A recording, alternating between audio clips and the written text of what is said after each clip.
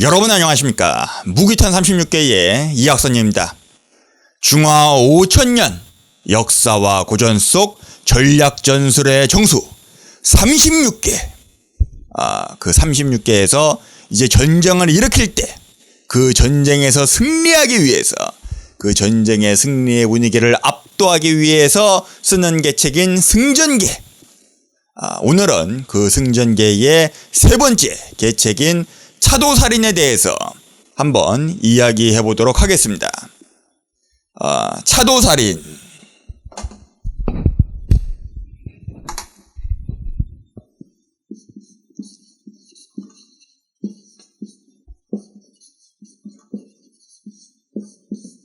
차도살인. 이 차도살인은 그 승전계죠, 그죠?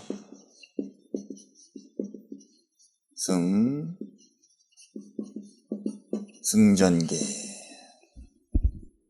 이 차도살인이라고 하는 것은 정말 우리가 일상에서도 아주 빈번하게 사용하고 또 듣는 이제 그런 굉장히 유명한 그런 계책이 되겠습니다.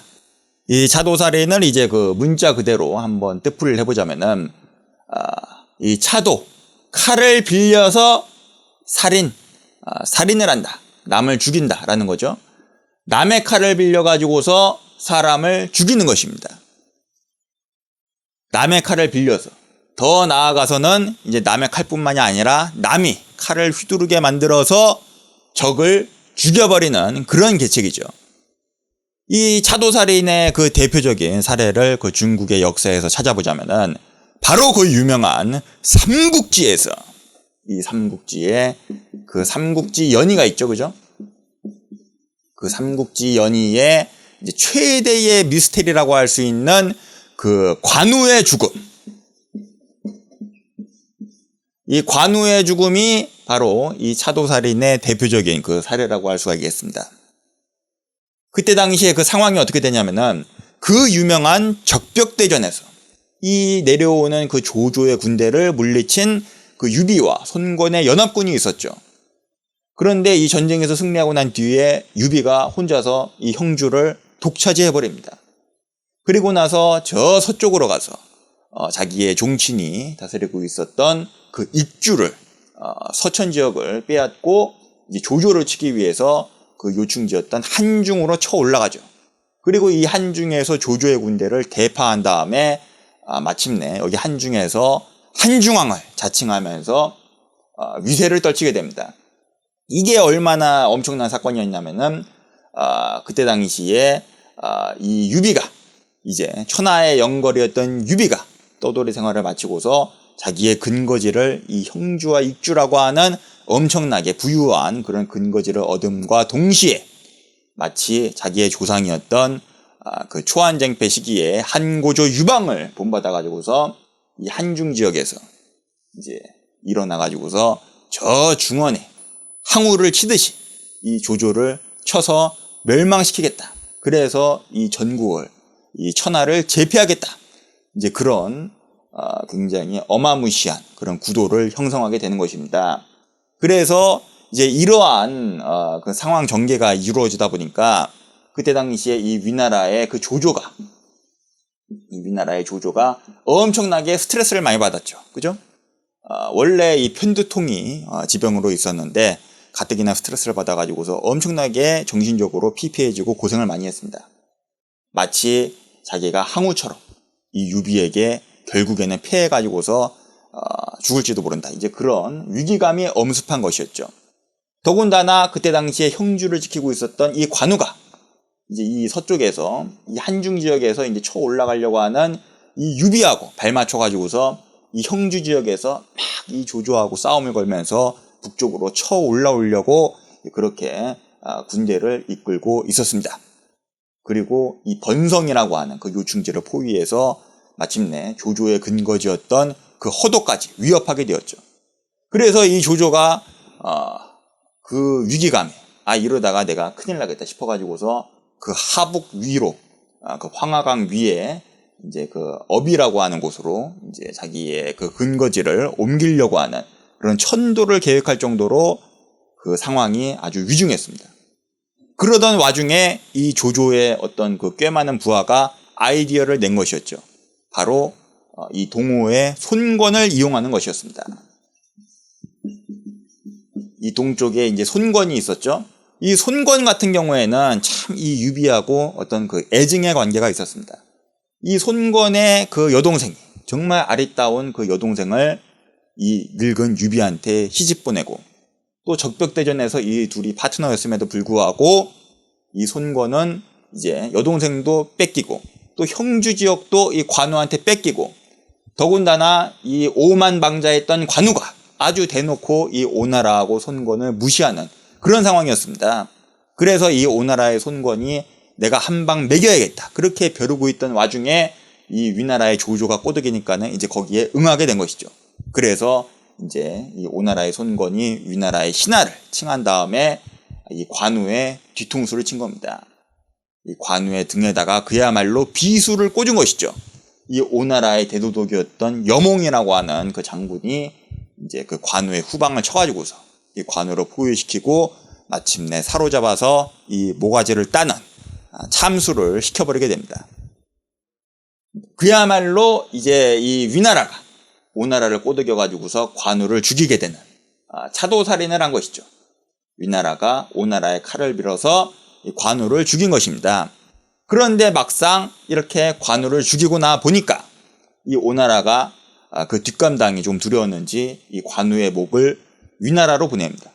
그런데 이 위나라의 조조도 이제 좀 뒷감당이 부담스러워서 이 관우의 목에다가 나무를 깎아가지고서 몸뚱아리를 만들어서 아주 후하게 장례를 치러주셔. 그야말로 이 둘은 칼을 빌려가지고서 관우를 죽인 놈이나 거기에 응해가지고서 직접 칼을 휘두른 놈이나 이제 그 뒷감당이 좀 부담스러운 그런 상황이 된 겁니다. 이제 여기에서 굉장히 흥미로운 것은 이 총나라에서 벌어진 상황이었습니다. 이 유비는 그야말로 자기의 평생의 동지이자 너무나도 사랑하는 형제였던 이 관우가 그렇게 비참하게 그렇게 외롭게 죽었다는 그 소식을 듣자마자 그 분노를 참을 수가 없었죠. 그 비통한 그 마음을 참을 수가 없었습니다. 그래서 당장 이 온 나라의 군대를 총동원해서 이 오나라에 복수를 하겠다. 이 관우의 원한을 갚겠다. 오나라를 박살내버리겠다. 이제 그렇게 입장을 가지고 있었죠. 그런데 이 총나라에서도 이제 이성을 가지고 차분하게 대응한 사람들이 있었으니 이제 제갈공명이라든지 조자룡이라든지 이제 그런 사람들이었습니다. 이제 그 사람들이 주군, 지금 진정하십시오. 우리의 주적은 오나라가 아닙니다. 우리는 지금 오나라하고 힘을 합쳐서 대국적으로 생각을 해서 이 위나라를 쳐야 합니다. 그것이 주군이 가셔야 하는 길입니다. 이렇게 만류했으나 이 유비의 귀에 그게 들릴 리가 없죠. 이 유비는 그야말로 온 나라의 국력을 총동원해서 이 오나라로 원정을 갑니다. 그러다가 그 이릉이라고 하는 곳에서 이 오나라의 그 대도독이었던 육손에게 대패하면서 그야말로 전멸하게 되고 이 유비도 그 충격으로 죽게 되죠. 이 차도살인이라고 하는 곳에서 이 삼국지 연의에서 이 관우의 죽음이라고 하는 그 이야기는 이 차도살인이라고 하는 그 계책을 그야말로 다각적으로 아주 입체적으로 바라보게 해주는 그런 사례라고 볼 수가 있겠습니다. 첫 번째로는 이 차도살인에서 일단은 목적을 달성하는 게 중요하겠죠. 표면적으로. 남의 칼을 빌려가지고서 사람을 죽이려면은 확실하게 일단은 그 사람을 죽여야 된다는 것입니다. 여기서 확실하게 죽이지 못하면 그 보복의 뒷감당을 어떻게 하겠습니까? 그런데 여기에서는 확실하게 이 위나라가 오나라의 칼을 빌려서 이 손권의 칼을 빌려서 관우를 죽였죠. 이제 첫 번째로 그 표면적인 목적은 달성한 것입니다. 그 다음에 두 번째로 이 차도살인에서 중요한 것이 무엇이겠습니까? 남의 칼을 빌려가지고서 저걸 죽였으면 남의 칼을 빌린 이 차도를 한 그 보람이 있어야겠죠. 그 책임 소재를 명확하게 회피해야 한다는 것입니다. 여기에서는 이 위나라가 아주 명확하게 그 책임 소재를 회피했죠. 이 오나라한테 다 뒤집어 씌워가지고서 독박을 씌워가지고서 이 유비가 손권에게 보복을 하게끔 그렇게 만들었습니다. 이 삼국지 연의에서 이 관우의 죽음이라고 하는 것이 정말 엄청난 그 사건인 것이 바로 이 관우의 죽음으로 인해서 이 위나라가 촉한하고 오나라를 압도적인 그 국력차로 누르게 되는 그런 결정적인 계기가 되는 사건이 바로 이 관우의 죽음이거든요. 원래는 이 유비의 기세가 제일 맹렬했죠. 이 한중을 쳐가지고서 빼앗고 한중왕을 자칭하면서 마치 자기가 그 조상이었던 한고조 유방처럼 이 중원의 항우를 격파하는 것처럼 이 조조를 쳐가지고서 중원을 빼앗겠다. 이제 그러한 분위기를 조성하고 있었던 것이 바로 이 유비였습니다. 이제 거기에 이 관우도 호응을 하고 이 동쪽의 손권도 그 회남 지역에서 호응을 해가지고 쳐 올라오면은 그야말로 그 과거에 한고조 유방이 뭐 영포라든지 팽월이라든지 이제 그런 연합군으로 중원의 항우를 쌈싸먹은 것처럼 이 조조는 그야말로 풍전등화의 그런 운명에 놓이게 되는 것이었죠.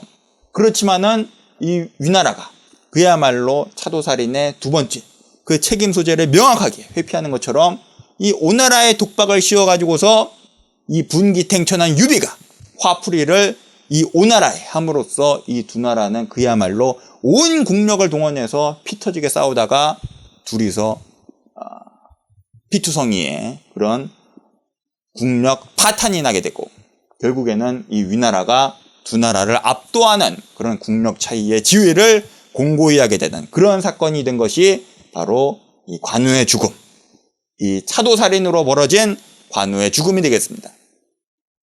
그렇다면은 이 차도살인을 당하는 입장에서는 어떻게 대처해야 할까요? 물론 이 칼을 맞은 상황에서 아무리 그 건장한 사람일지라도 칼을 맞아가지고서 피가 철철 흐르는 그런 상황에서는 이성적으로 제정신으로 판단하기가 어렵겠죠.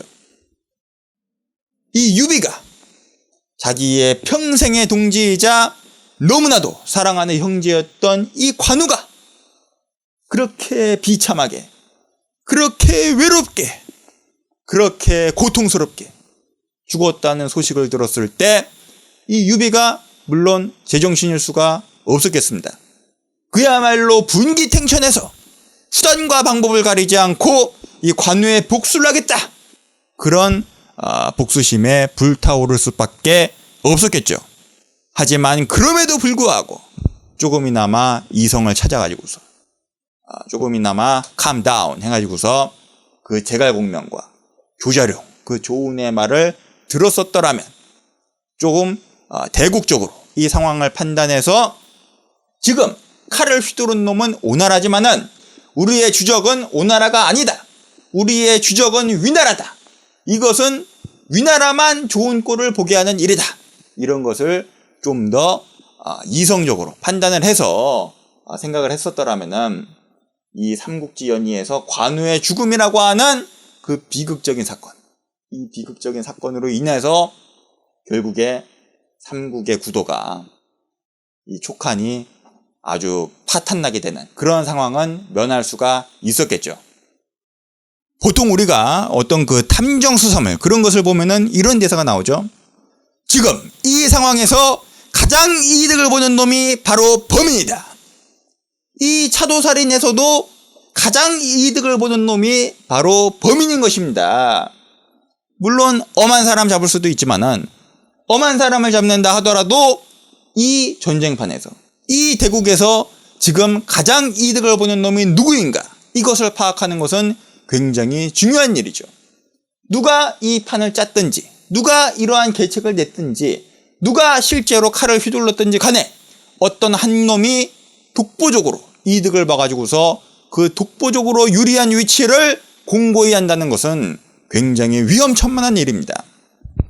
때리는 시험시하고 싸우면서도 말리는 시누이가 어떤 꿍꿍이를 가지고 있는지 우리가 생각을 해야 한다는 것이죠. 누가 나한테 칼침을 놓았든지 간에 어떤 놈이 나에게 칼빵을 놓았든지 간에 그 놈에게 보복을 하는 것은 그거 나름대로의 일이고 지금 이 전쟁판에서 이 상황에서 가장 유리한 이득을 보고 있는 놈, 가장 유리한 위치를 공고히 하고 있는 놈, 그놈에게 개인세를 놔서 조치를 취하는 것이 궁극적으로 이 전쟁판에서 승리하기 위한 그러한 태도로서, 자세로서 굉장히 중요하게 견지해야 한다는 것입니다. 마무리하자면은 이 차도살인이라고 하는 것은 우리가 어떠한 그 전쟁에 임할 때, 그 전쟁의 판 속에서, 그 전쟁의 상황 속에서 각자의 위치를 지키면서 분투하는 것도 중요하지만 좀 더 적극적으로 이 전쟁의 판을 새로 짜고 재구성해가지고서 나에게 유리한 그러한 역학구도를 만드는 것이 중요하다라고 하는 것이 바로 이 차도살인의 요체가 되겠습니다. 남들보다 좀 더 높은 곳에서 이 대국을 파악해가지고서 지금 요놈이 손해를 보고 요놈이 득을 보고 있다. 그래서 요놈을 꼬셔가지고서 요렇게 해가지고서 요렇게 하면은 나는 손 안 대고 코를 풀 수가 있고 어부지리로 이득을 볼 수가 있다. 궁극적으로 이 전쟁판에서 유리한 위치를 공고히 할 수가 있다. 라고 하는 것이 바로 이 차도살인의 요체이자 목적인 것이죠. 전쟁에서 승리하기 위해서, 승리의 분위기를 압도하기 위해서 쓰는 계책인 승전계. 오늘은 그 승전계의 세 번째 계책인 차도살인에 대해서 이야기해 보았습니다. 시청해 주신 여러분 대단히 감사합니다. 지금까지 무기탄 36개의 이학선이었습니다. 감사합니다.